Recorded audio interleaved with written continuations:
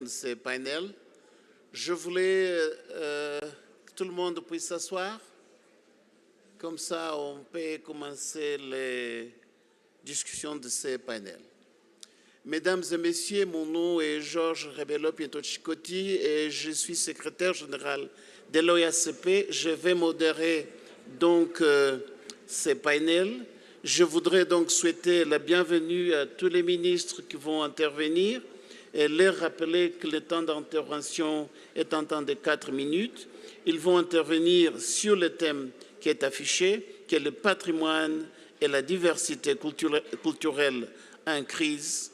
Et donc, ce panel va continuer à se débrousser sur ce thème. Mais avant d'initier, je suis informé que le gouvernement de l'Allemagne a souhaité d'avoir un droit de réponse par rapport à l'intervention qui a été faite à la fin du dernier panel. Donc, j'accorde la parole au représentant de la République d'Allemagne pour son droit de réponse avant que je ne puisse accorder la parole au premier intervenant de ce panel. Alors, vous avez la parole, monsieur.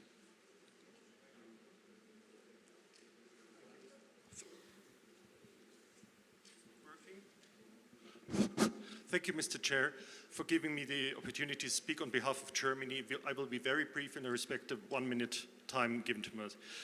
For us, we were shocked to be heard about the statement given by the delegation of Russia. We strongly condemn here on behalf of Germany, and I'm sure that this is also in line with many of our friends and the delegation of Ukraine, the war of aggression against Ukraine as a violation of international law. All of you know that UNESCO has identified damage to a total of almost 200 cultural sites and many religious buildings, museums, and historic buildings. This war is hitting Ukraine's cultural identity to the core, and we must not ignore this in this context of this World Conference of Cultural Policies. This aggression must end, and we condemn it in the strongest possible sense. Thank you very much, sir. Thank you very much for the 1 minute response of Germany. Your Excellencies, I will now give the floor to His Excellency, Mr. Velislav Minekov, Minister of Culture of the Republic of Bulgaria, and he has 4 minutes to make his presentation. I would like to remind the podium that Mr. Velislav Minekov will leave after his presentation because he's pressed by time. Thank you. Your Excellencies, Madams and Sir, it's a great honor and privilege to be here with you today and to participate in the prestigious forum, the UNESCO World Conference on Cultural Policies and Sustainable Development, Mondiacult 2022. I turn first to our gracious host to express my gratitude for the excellent organization of the conference and the friendly atmosphere. This year marks the 50th anniversary of the World Heritage Convention. The very message of the celebration, the next 50s, World Heritage as a source of resilience, humanity, innovation for future generations, shows an ambition based on the success achieved and implementation of this key international document. As a country with rich culture and natural heritage, Bulgaria continues to work actively on the main themes related to commemoration of this anniversary: climate change and heritage preservation, sustainable tourism and digital transformation, and many more. The objectives and themes of the discussions at this forum fully reflect the commitment of all parties to build the future of culture and vehicle for the sustainable harmonious of development of nations. In this sense, ensuring clear links with the United Nations Sustainable Development Goals in 2030 Agenda for Sustainable Development and the Paris Climate Agreement is of most importance. That is why the starting point of my reflections on the topic day will be the cultural heritage and its contribution to achieving the United Nations Sustainable Development Goals by 2030. The role of culture is achieving these goals, and driver of sustainable social, economic, and environmental development is undeniable. With their potential to promote identity, inclusion, creativity, and diversity, cultural policies effectively complement and enhance sustainable development strategies at both national and global levels. Today, however, we face more serious challenges and more frequently the climate crisis, the mass extinction of species, and the COVID-19 pandemic represent existential threats and risk factors. Long-term risk management measures combined with planned policies, protection measures, and good practice contribute to effective damage prevention and mitigation of the heritage conservation approach. An essential element in the integration of cultural policies and respective international sustainable development strategies, an important prerequisite is the exchange of information and good practices in integral part of the process of mutual dialogue, understanding, and interaction. Support for initiatives that encourage the active participation of citizens, especially children and young people, cannot be overlooked either. Solidarity, mobilization, promoting cooperation, finding partners are needed, and this is where I see the key role of UNESCO and its member states as a global player in cultural heritage risk management. Cultural heritage can also be threatened by illicit trafficking and illegal trade in cultural property. Cooperation at all levels of government engagement, bilateral and multilateral dialogue between governments and the institutions of UNESCO, member states and other countries are important tools in the fight against illegal trafficking and the prevention of actions that endanger cultural heritage. Let me finally share a few words related to Bulgaria's cultural heritage and its efforts to promote its factor of sustainable development. Nearly 40,000 immovable cultural objects and more than 7 million movable cultural objects are registered in our country and are stored in museum funds and expositions. This is an enormous wealth and incredible resource that we must use wisely for sustainable development of our country. Well, my dear guests, I have to make shortages. And let me end with what I started with, the 50th anniversary of the World Heritage Convention. This unique international instrument, which embodies the universal desire to preserve heritage, has proved its vital testimony to the goodwill and solidarity for 50 years. And let our support for this global project continue, because the need, this convention affirming world heritage as a source of reconciliation, humanity, and innovation. Thank you for your attention.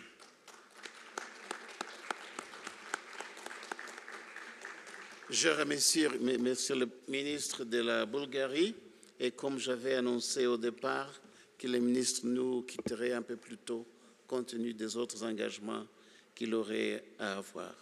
J'annonce maintenant Son Excellence Monsieur Hassan Nadem, ministre de la Culture, du Tourisme et des Antiquités de l'Irak. Vous avez la parole. شكرا سيد رئيس الجلسة. تحية لكم السيدات والسادة.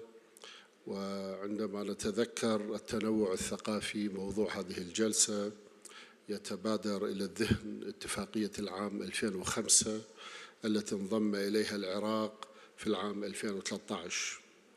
وأيضا لا بد من أن أنوه بأن العراق في سياساته الجديدة وفي دستوره الجديد بعد التغيير عام 2003 أعطى أولوية وأهمية كبيرة لقضايا التنوع الثقافي في العراق، وهو تنوع كبير عرقيا، ثقافيا، لغويا ودينيا. ويطيب لي أيضا أن أذكر بأن وزارة الثقافة والسياحة والآثار في العراق أسست قسما خاصا بعنوان قسم التنوع الثقافي، إيمانا من الوزارة بثراء التنوع الثقافي العراقي وضرورة وضع سياسات جديدة للمجتمعات العراقية. قبل البدء بهذه الكلمة أود إبراز ضرورة تعزيز التعاون بين الدول في هذه الاتفاقية، اتفاقية العام 2005، لأن اليد الواحدة كما نقول في العربية لا تصفق، وكما يقال بالإنجليزية it takes two to tango. التنوع الثقافي أيها السادة سمة كل المجتمعات بصورة عامة، والعراق بصورة خاصة منذ العصور التاريخية الموغلة في القدم، وهذا ما تخبرنا به المكتشفات الأثرية من أبنية وقطع فنية باختلاف أنواعها وأزمنتها. فعندما نزور المواقع الأثرية والمتاحف في العراق ترى هذه الحقيقة بوضوح عبر مختلف أنواع الفن، وأهمه النحت السومري والأكدي والبابلي والآشوري والحضري، وهذا ينطبق على كل الحضارات عبر التاريخ وليس فقط على حضارة وادي الرافدين. ومع تفاقم الأزمات الحالية في العالم، تلك التي تسببت بانتهاك حقوق الإنسان مثل ما فعلت داعش في العراق وسوريا، وتشرد الملايين وتهجيرهم داخل بلدانهم أو خارجها، أصبح من الضروري العمل على دراسة وسائل تخفيف المؤثرات والمسببات لهذه الحالة التي أقل ما يمكن أن توصف به هو أنها كارثة، ويكون ذلك عن طريق تطوير السياسات المتبعة لمواجهة هذه التحديات، مثل دراسة مواطن ضعف الاتفاقيات المختلفة كاتفاقية التنوع الثقافي للعام 2005 واتفاقية حقوق الإنسان والاتفاقية الخاصة بالتراث غير المادي للعام 2003 واتفاقية العام 1954 الخاصة بحماية التراث الثقافي في أثناء النزاع المسلح، واتفاقية العام 1970 والاتفاقيات الأخرى المتعلقة بإعادة واسترداد الممتلكات الثقافية. لا تكمن المشاكل في تطبيق الاتفاقيات فقط، بل في عدم تعديل القوانين المحلية المتعلقة بكافة جوانب الحياة لتتلائم مع المستجدات والظروف، فمن وقت لآخر تظهر التحديات، وكل تحد يحتاج إلى سياسة جديدة من حقوق الإنسان حتى حماية الممتلكات الثقافية وتنوع أشكال التعبير الثقافي. يجب علينا جميعا دراسة كيفية تطبيق الاتفاقيات المذكورة سابقا، فكما تعلمون بأن الأقوال سهلة والأفعال صعبة بسبب عوامل كثيرة. فمنذ إبرام هذه الاتفاقية وهناك صعوبة في تطبيقها، فعلى سبيل المثال لم تحمي اتفاقية العام 1954 التراث الثقافي العراقي والسوري على الرغم من أهميتها، كما يجب التجديد على نصوص اتفاقية صون التراث غير المادي المبرمة في العام 2003 المتعلقة بالتنوع الثقافي. ويرد في هذه الاتفاقية ما يأتي: أقتبس: بالنظر إلى أهمية التراث الثقافي غير المادي كمصدر رئيس للتنوع الثقافي وضمانة للتنمية المستدامة، وهو أمر جرى تأكيده في توصية اليونسكو بشأن صون الثقافة التقليدية والفلكلور للعام 1989، وفي إعلان اليونسكو العالمي بشأن التنوع الثقافي للعام 2001، وفي إعلان اسطنبول للعام 2002 الذي اعتمدته المائدة المستديرة الثالثة لوزراء الثقافة. انتهى الاقتباس. هناك الكثير من العوامل المشتركة بين الاتفاقيتين، فالكثير من أشكال التعبير الثقافي غير مادية. أما التجديد على إيقاف الاتجار بالممتلكات الثقافية فهو إجراء يحظى بأولوية كبيرة للبلدان المتضررة من جراء خسارة ممتلكاتها التراثية والثقافية والآثارية، ولا يكون ذلك إلا بتوعية المجتمع والقضاء على الفقر وتوفير الاستقرار الذي سيجعل الفرد لا يفكر في الحصول على لقمة العيش عن طريق اتباع الطرق غير المشروعة ومنها تهريب الآثار. وكذلك التجديد على التوثيق والاهتمام به واتباع أحدث التكنولوجيات لإنجازه وجعله جزءاً من مهام مؤسساتنا.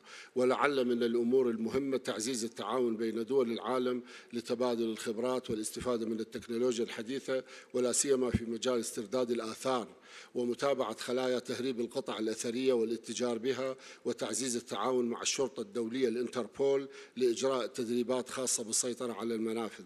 في الختام أود أود أن أشكر بلد المكسيك البلد المضيف لهذا الحدث المهم وبرنامجه الذي استمعنا من أجله، وأشكر منظمة اليونسكو التي لا تدخر جهدا في دعم التنوع الثقافي ولا سيما في البلدان التي عانت من ويلات الحروب والنزاعات. شكرا جزيلا.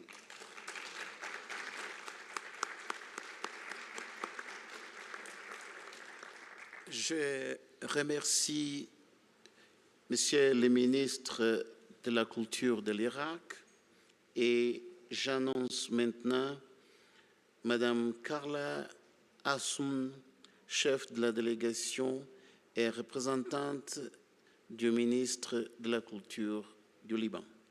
Vous avez la parole, Madame. شكرا. ميرسي.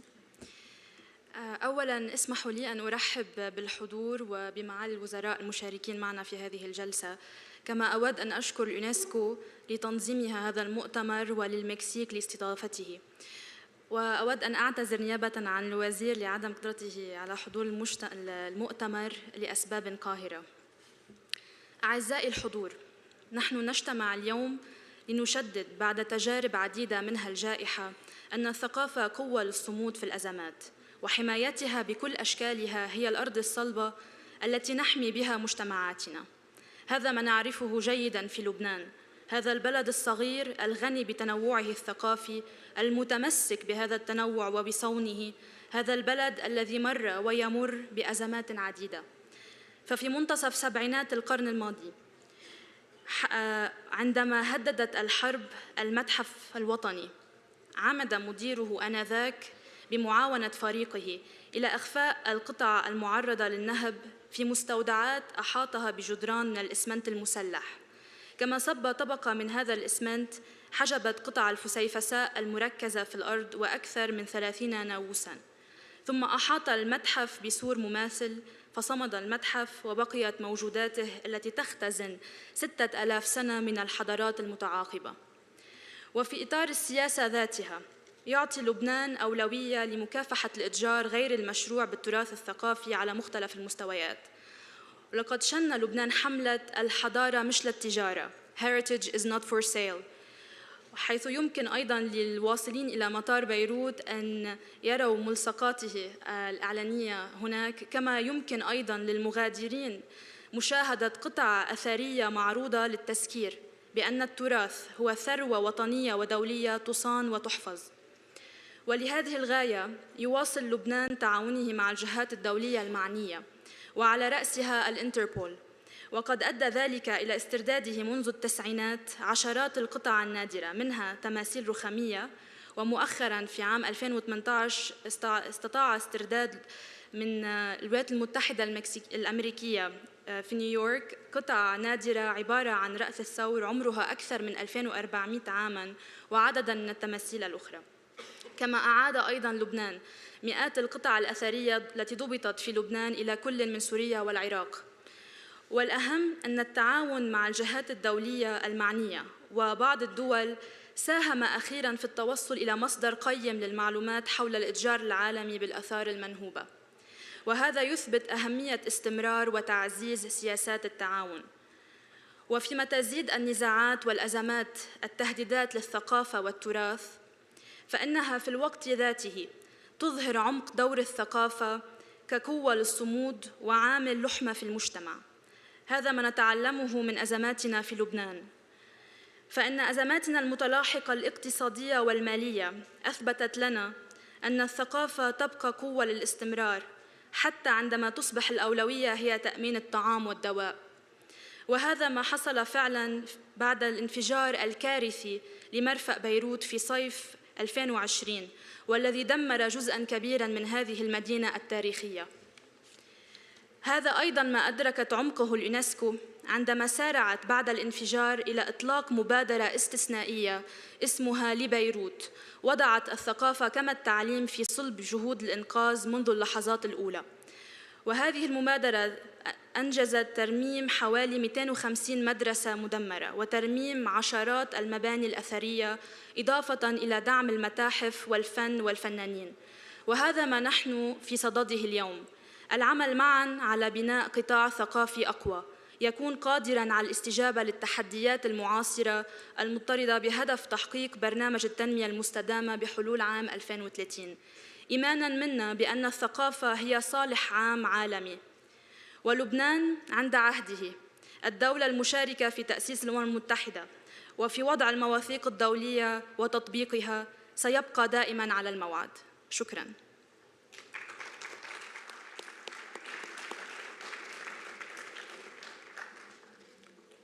Je remercie Madame Carla Hansoun, représentante de la ministre de la Culture du Liban. Et je rappelle que le temps est de 4 minutes pour tous les intervenants, donc si on pouvait garder le temps. Et j'annonce maintenant Son Excellence Monsieur le ministre Simonas Kairis, ministre de la Culture de la Lituanie. Vous avez la parole. Thank you very much. Ladies and gentlemen, I'm Minister for Culture of Lithuania, European continent. It is my honor and pleasure to address you at this conference.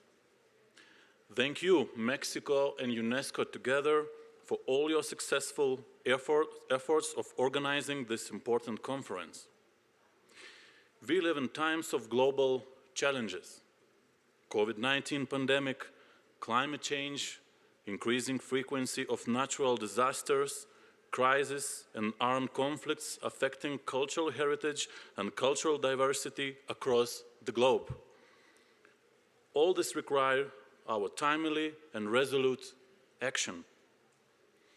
Dear colleagues, in the 21st century we learn again that one single mind is enough to shatter all the architecture of peace. And I'm talking not only about Europe, I'm talking about the whole world. It is more than 7 months since Russia launched its illegal, unprovoked, and unjustifiable military aggression against Ukraine. Thousands of lives lost, entire cities devastated in this imperialistic war. Hundreds of cultural objects have been destroyed. Ukrainian cultural heritage collections preserved in museums, cultural institutions, libraries are under serious threat of being looted or destroyed by Russian military forces.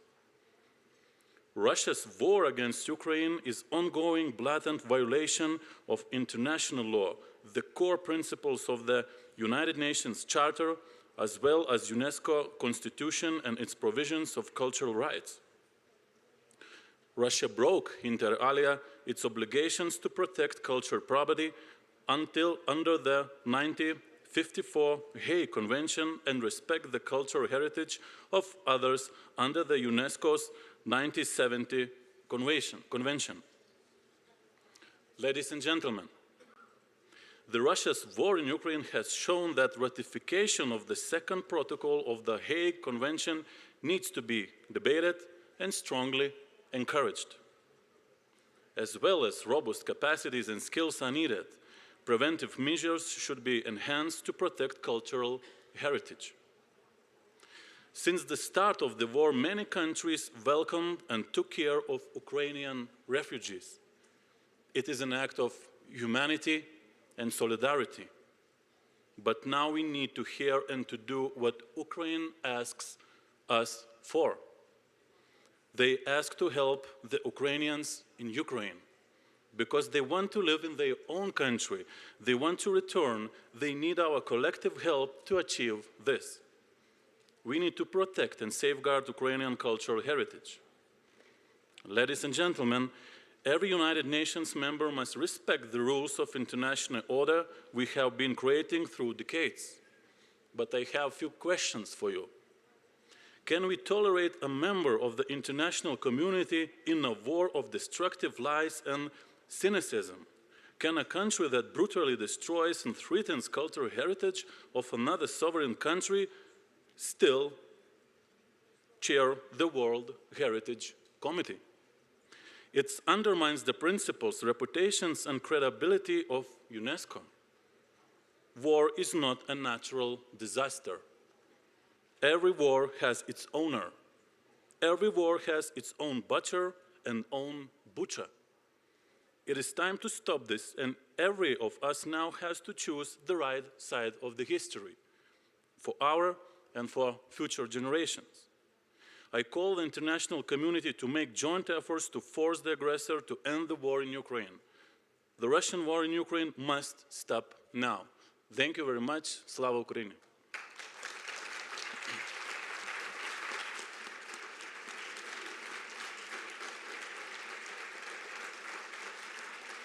Merci.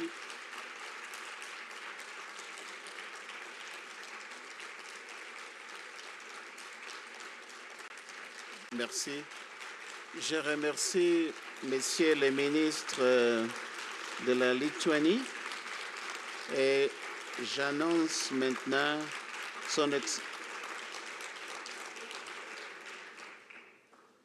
Je voudrais maintenant annoncer son Excellence Monsieur Atef Abou Saïf, ministre de la Culture de la Palestine. Vous avez la parole. Thank you very much, Chairman. My fellow ministers, as I address the heritage in crisis, I shall address the challenges we face as Palestinians from the last occupation of our time to our coordinated responses to the several challenges we face at national and global level. Our last Edward Said, which I know most of you are familiar with, calls this defiant memory.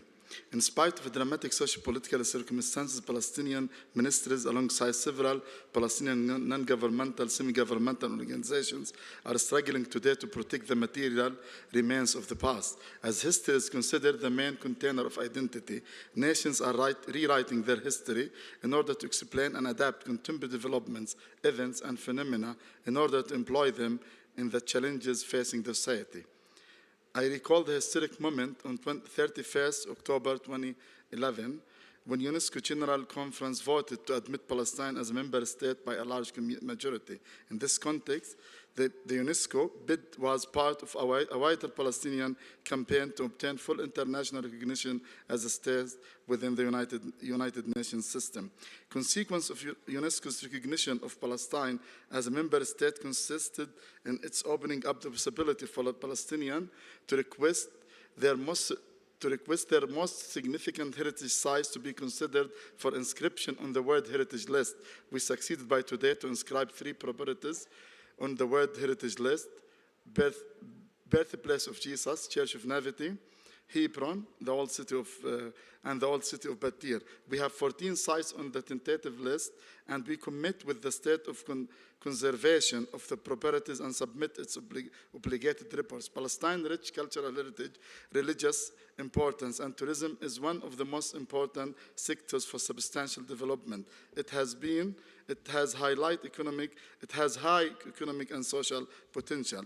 We have realized the role played by intangible cultural heritage in the social, cultural, and economic aspects of life, but also the dangers threatening its viability and continuity, identity and belonging, which made Palestinians aware of the need to fill the gap that exists between the threats they are facing due to Israeli occupation and the possibility offered by UNESCO treaties and international cooperation instruments in this respect. Therefore, our Ministry of Culture tries to best utilize the capacity of Palestinian young women, experts, and NGOs to safeguard, promote, and preserve the cultural identity and their belonging, as we believe that Palestinian living heritage is a source of community-based resilience, which deeply rooted in the strong consciousness and connection of Palestinian sense of national cultural identity and its continuity. By today, we have inscribed 4 elements to the UNESCO representative list, and we have another 4 elements are ongoing domination.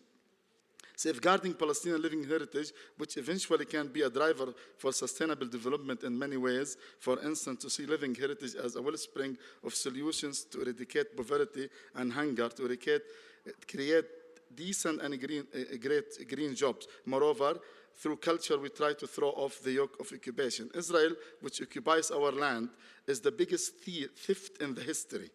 Is the biggest theft of heritage in history. It steals our heritage, antiquities, and remains. Every stone in Palestine is subject to be stolen. History witnessed lots of examples of colonial powers stealing the antiquities from the colonies. But in our case, the theft, which is the occupation, Israel does not only steal the antiquities, but also the history behind these antiquities, the narrative and the national tales which is associated with them.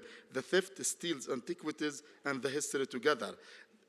The Israeli occupation made changes to these findings and forged them to fit a different narrative which they don't tell. We, international community, fight illicit trafficking, I hear this word a lot in this conference, of the antiquities. But what we are doing to do with the state-organized crimes and thefts of the antiquities. Last month, our historical city of Naples, which our ancestors lived continuously since 5,000 years ago, was subject to destruction and military attacks. Can you imagine that you attack buildings 100 years old and destroy them? Same thing happened in the holy shrines in Hebron, where not only the historical places are stolen, but also we are prevented from practicing our belief in them. You should recall the attack against the last journalist, Shireen Abu Akleh, funeral in the church in inside the church in Jerusalem. In our beloved city, Jerusalem, both the Christian and Muslim shrines are attacked and properties are confiscated from there. And every assault against Gaza, scores of historical places are attacked by plane and bombs. Rich human history is attacked with no thought of the loss this makes to our shared history. Canaanite, Phoenician, Byzantium, Romanian, Christian, Muslim, all the places all vanished. Nobody cares. Since its occupation of Palestine, Israel intended to destroy our old towns and villages and steal monuments and antiquities. Most of the museums in Israel are filled with antiquities that belong to us, with our grandfathers' belonging.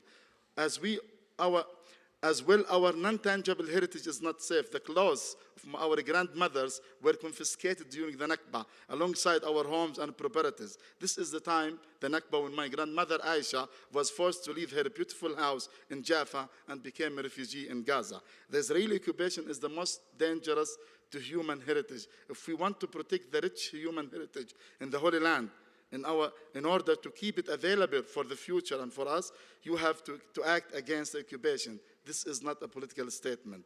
It is a very cultural and human one. As you see, we fight at more than one battle at the same time. We strive to keep what we can of this heritage away from the hands of the Israeli military, and at the same time, we take actions to make it available to our children. Over the last few decades, the world has witnessed the emergence of global challenges whose scope and complexity have urged countries to reshape their public policy, which has direct impact on the cultural sector. Though in Palestine we are in the most tense situation, like in the time of a crisis that we have been living with the pandemic, being under occupation, land fragmentation by Israel, and such as brutal violence against the Gaza Strip, we have been doing our best to do all of this. However, these efforts face only one challenge: the Israeli occupation.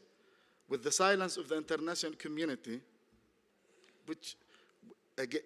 silence which doesn't say a word against what Israel is doing, not against our heritage, it's against your heritage. This is a human heritage, international heritage, where all the religions, which you all believe in, flourish there. With your silence and with your inability to act to safeguard this human heritage in Palestine, our culture will remain in danger. Thank you very much.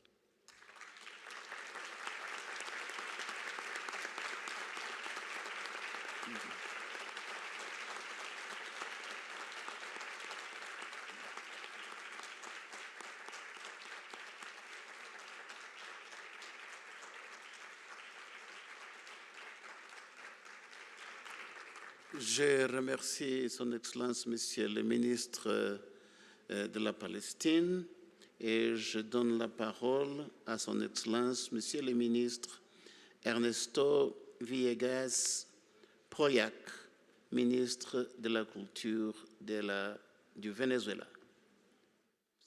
Buenas tardes. La intervención del ministro de Cultura de Palestina me ha impactado especialmente.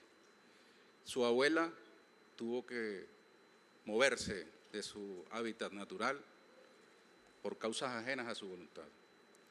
Mi madre, con su familia de origen judío, nacida en Zagreb, Croacia, también tuvo que emigrar por efecto del fenómeno aborrecible del fascismo, del nazismo. Debemos erradicar esos fenómenos que hacen posible en el siglo XX y ahora en el siglo XXI cosas similares.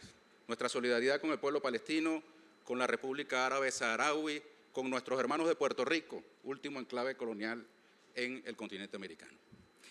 Yo quiero, sin mayor introducción, suscribir de cabo a rabo, de un extremo a otro, la intervención que ha tenido al inicio de esta Conferencia Mundial de Políticas Culturales la señora Beatriz Gutiérrez Müller, en representación de su esposo, el presidente de México, Andrés Manuel López Obrador. Una pieza magistral que recoge lo que siente, lo que piensa y lo que aspira la República Bolivariana de Venezuela, y me atrevo a decir que la abrumadora mayoría de la América Latina. Nuestro saludo de parte del presidente constitucional de la República Bolivariana de Venezuela, Nicolás Maduro Moros. La cultura como bien público global es el lema fundamental de esta reunión. Nosotros observamos el término global con cierta duda ante el fracaso estrepitoso del proyecto globalizador, de la globalización que está viviendo la humanidad hoy día. Estamos viendo cómo en Europa el futuro de la humanidad pende de un hilo, la existencia misma de la vida humana en este planeta, y tiene causas enraizadas en la cultura. Nosotros preferimos el término común o mundial, porque no creemos en esa globalización que se ofreció al mundo como la panacea y que terminó llevándonos a derroteros negativos. Ahora bien, interpretamos ese lema con la aspiración de que se traduzca en acciones prácticas para proteger el patrimonio cultural y la diversidad cultural de los males que la aquejan en el mundo concreto de hoy.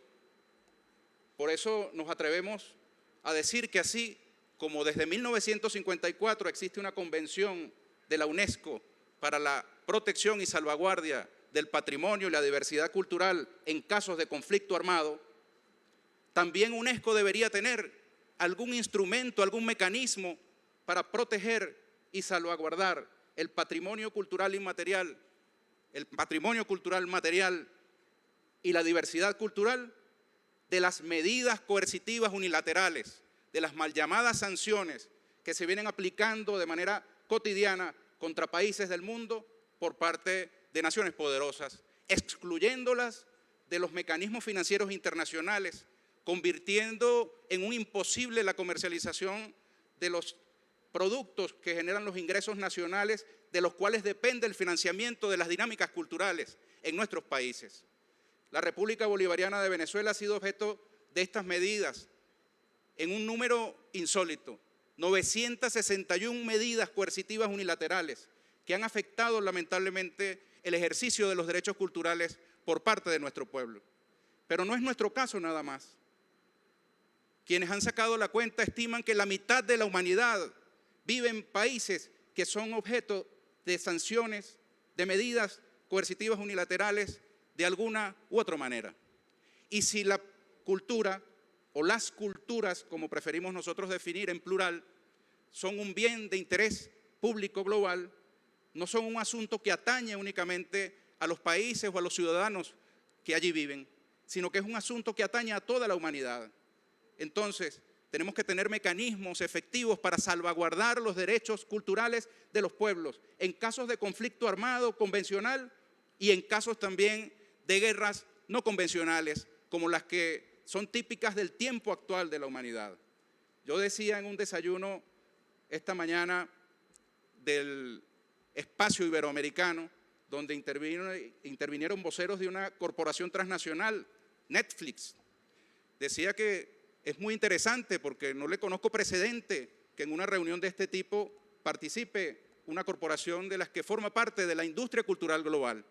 Y traje al presente la experiencia que esta misma organización, la UNESCO, desarrolló hace 40 años, cuando Sean McBride, canciller de Irlanda, premio Nobel, propuso una iniciativa que en aquel entonces era ineludible, siendo el entramado cultural, comunicacional de los años 80 analógico e incipiente al lado del fenómeno avasallador que en el campo de la industria cultural y de la comunicación se exhibe hoy en el planeta entero.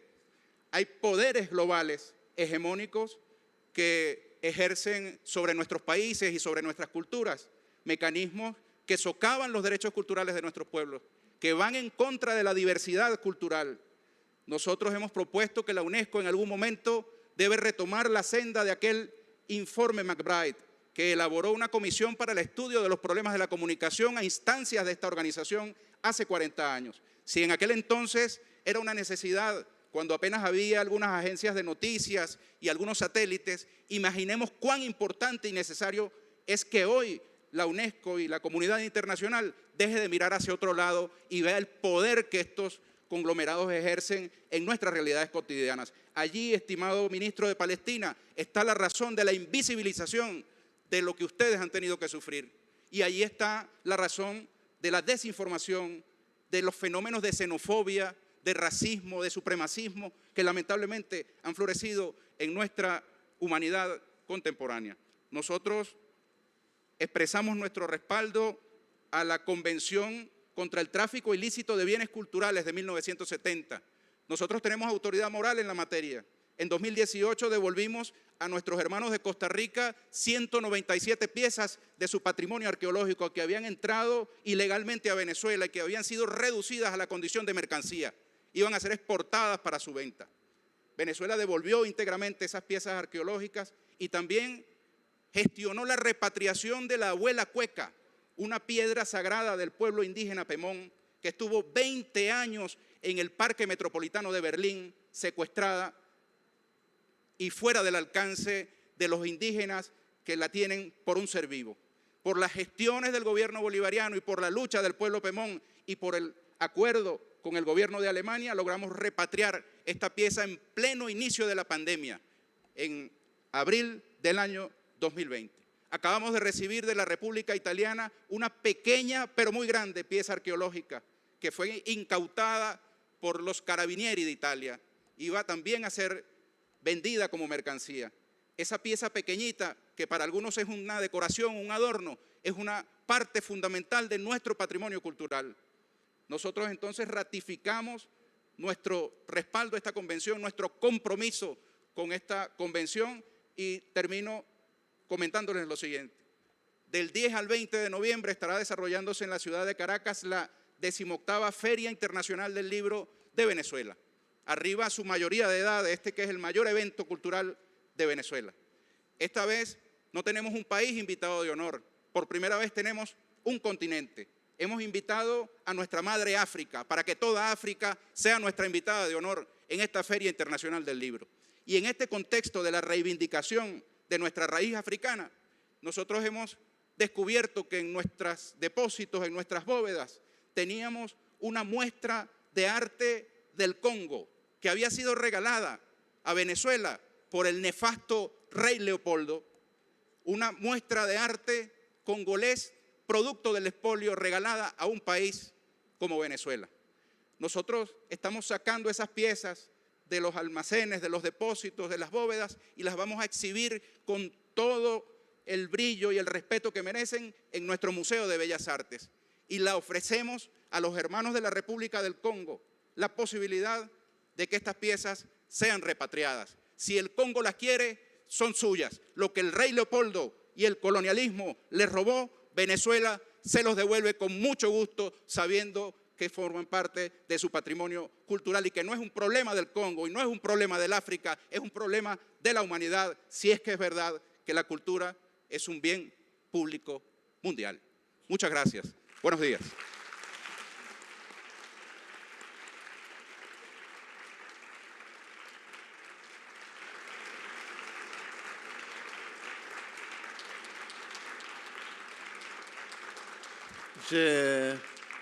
Je remercie Son Excellence, Monsieur le Ministre du Venezuela.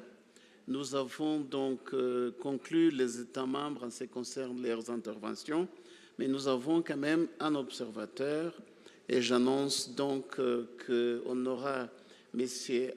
Alejandro Camacho González, vice-président du Conseil international des organisations des festivals de folklore et d'art traditionnel. Vous avez donc 2 minutes pour faire votre déclaration, votre intervention. Merci. Gracias, señor moderador, señora ministra, señores ministros, estimada audiencia. Buenas tardes a todas y a todos. La diversidad cultural y el patrimonio desde siempre han estado en grave riesgo. Si los gobiernos y las organizaciones civiles no unimos voluntades para enfrentar el problema económico y social que embarga a la cultura, corremos el riesgo de una pandemia cultural. Represento al Consejo Internacional de Organizaciones de Festivales Folclóricos y Artes Tradicionales, CCLP-SLM, que es una ONG creada en Francia en 1970 y que actualmente es socio oficial de la UNESCO y está acreditada por el Comité del Patrimonio Cultural Inmaterial de la misma UNESCO, siendo este el organismo más grande en el mundo en el ámbito del folclore y las artes tradicionales. En CCLP estamos convencidos que se necesitan crear políticas públicas que nos lleven a que la cultura sea un objetivo de desarrollo sostenible.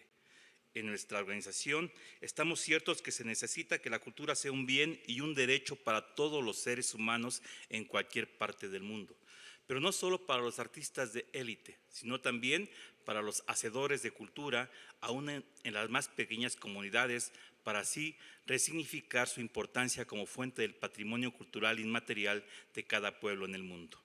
Ofrecemos nuestro capital cultural con miles y miles de voluntarios de CCLP que participan durante todo el año en más de 350 festivales a lo largo y ancho del mundo, para que juntos, UNESCO, gobiernos de los países y nosotros, la sociedad civil, fortalezcamos la cultura y logremos el desarrollo sostenible del que tanto se ha hablado. Gracias al Gobierno de México, como mexicano agradezco que haya hecho este evento, y gracias a UNESCO por darnos la voz a las organizaciones no gubernamentales. Muchas gracias por su atención.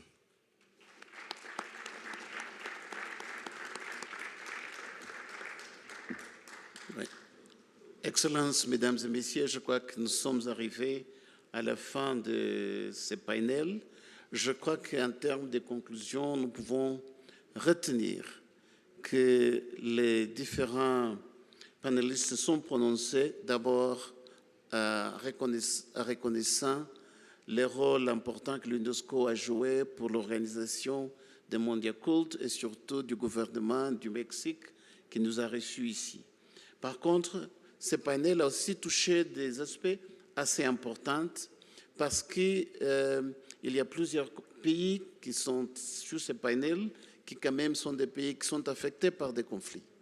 Nous avons entendu donc une très grande volonté d'abord des uns et des autres qui montrent qu'effectivement, dans des cas de conflit, il faut que les nations qui ont des pouvoirs et qui envahissent les autres pays puissent en tenir compte de la réalité culturelle, du patrimoine culturel de ces pays-là.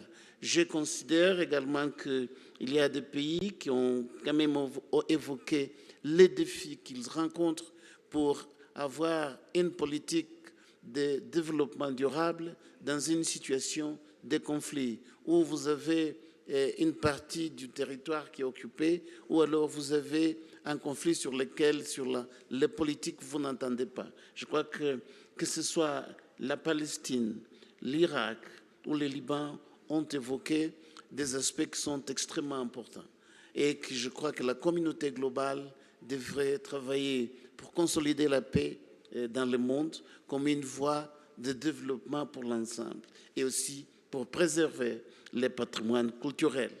Je crois qu'il est important également d'évoquer que le Venezuela a évoqué non seulement une politique importante de la récupération et restitution des patrimoines perdus, et je crois qu'on peut conclure que les États font des efforts énormes pour faire en sorte que tout ce qui est patrimoine culturel soit préservé, soit tenu en compte dans nos stratégies de développement durable. Je crois que ce n'est pas facile de gérer ce genre de politique, surtout quand vous avez un pays qui est à la fois occupé qui est en conflit ou qui doit régler l'ensemble des problèmes qui touchent la dimension culturelle et qui alors affectent la politique normale des pays. Je crois qu'il y a des idées qu'il faut que la communauté globale puisse soutenir, qu'au niveau de l'UNESCO, au niveau global, on puisse être de plus en plus juste vers des pays qui s'affrontent avec ce genre de réalités dans lesquelles les politiques globales ou locales ne tiennent pas compte de la volonté des peuples sur le plan local. Je crois que les idées sont nombreuses, mais je crois qu'il y a une dimension importante qui touche souvent les réalités politiques des pays spécifiques. Et je crois qu'il y a eu une affirmation assez importante qu'il faut que les conflits s'arrêtent, que ce soit en Ukraine, que ce soit en Palestine, que ce soit en Irak, que l'on puisse tous travailler pour consolider une paix qui puisse permettre aux États d'élaborer des politiques pour le développement durable de leur pays et de leur peuple. Je crois que voilà quelques éléments que l'on puisse faire en ce qui concerne les différentes prononciations qui ont été faites.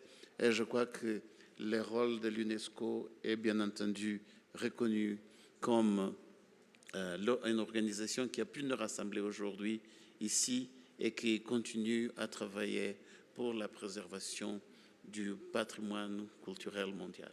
Merci.